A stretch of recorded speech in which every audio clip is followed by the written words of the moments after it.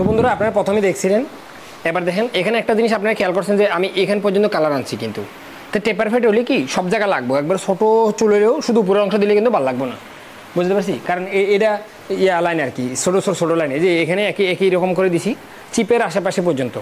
আমি দিই নাই, যে দিছে অনেক বুদ্ধিমানে কাম করে দিছে আমাদেরই ছাত্র, আমি বলিও নাই, তা ও বুদ্ধি খাড়াইতে দিছি, এটা অনেক বড় কিছু।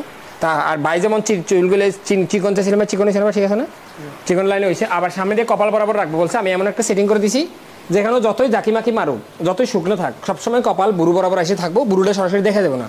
যদি আমরা আরেকটু উপরে তুলে দিতাম তাহলে বুড়ো দেখা গেলে কিন্তু লেডিস লাগতো, যেটা উঁচা আর কি। তো ছেলেদেরটা সবসময় বুড়ো যেন ডাইকা থাকে, মেয়েরা কিন্তু কপালের উপরে উঠে, খেয়াল করেন না মনে করছেন, চাইনিজ মেয়েরা কপালের উপরে রাখে চুল, এই যে আমার মতো। আমারটা তো উঠতে গেছে, আপনার কাটছেন দেখা। তো যাই হোক, পুরো চুলটা আরেকবার দেখা যাক।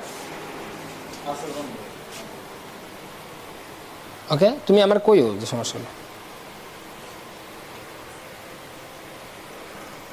অবশ্যই আপনারা বলবেন কেমন হয়েছে।